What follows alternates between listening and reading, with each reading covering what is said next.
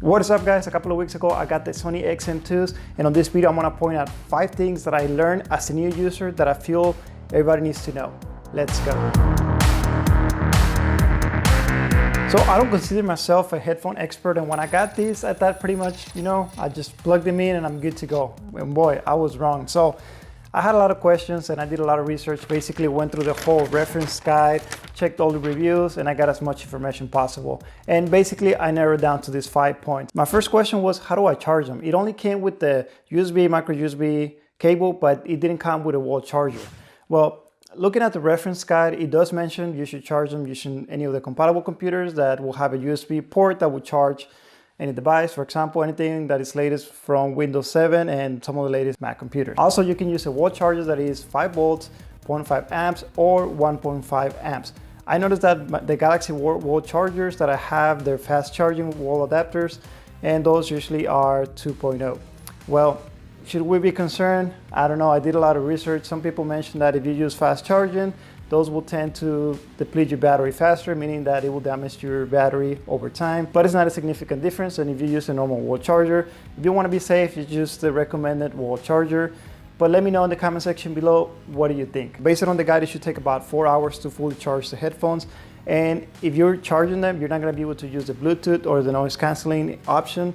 You can still use the audio jack adapter and listen to music, but you're not going to be able to power them on as you charge them. Also, it recommends that if you're going to put them away for a long time, you should at least charge them once every 6 months to avoid the battery getting fully depleted. Number 2, install the app and familiarize yourself with the settings. At first I thought, you know what? These are some of the best headphones. I don't need to adjust anything, but it will make a difference. Not just being able to adjust the settings, but there's other features that are going to make a difference in your user experience. Some features to point out: you can see your battery level, you can adjust adaptive sound control. Also, a very popular feature is the noise canceling optimizer. So depending on where you are, if you're outside in a noisy street or if you're inside your house, you may want to adjust how the noise canceling is working, and it will adjust it. So what it does is, using this feature, is going to basically read the environment noise and adjust the headphones to give you the best user experience.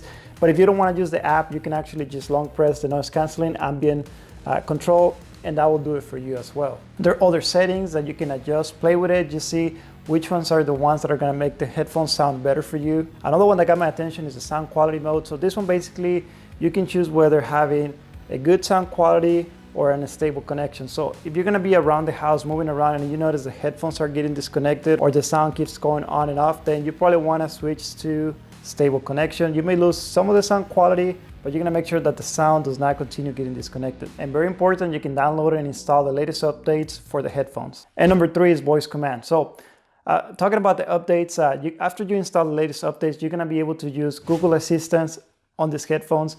Basically same functionality. You basically give it commands using the headphones. The only downside about this is that you're gonna have to remap the noise canceling ambient button to be able to use it for the Google Assistant. Now, I'm not gonna drag this video into going into all the details, but if you want me to make a video just on that, let me know in the comment section below. And number 4, if you're ever having issues with these headphones, the sound quality is not the same, they're not connecting, they're not coming on, you can either do a soft reset or a factory reset. You're gonna connect them to the computer or the wall charger, and you're gonna press the power button and you're gonna press the NC ambient button at the same time, and that should do a soft reset.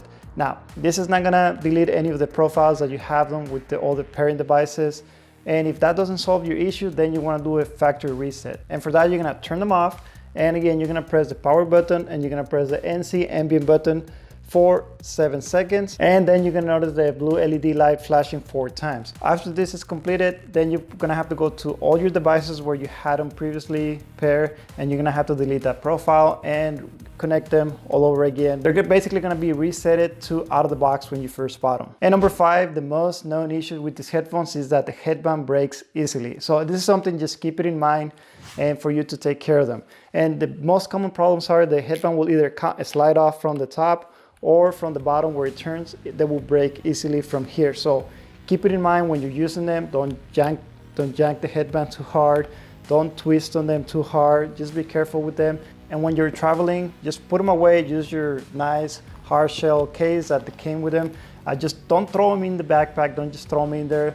I believe that will be some of the causes that may cause this headband to break easily, but it's just my opinion. I'd love to hear what you have to say. Let me know in the comment section below. And remember, we're always making tech videos, so consider subscribing. Thank you for watching, and I'll see you on the next one.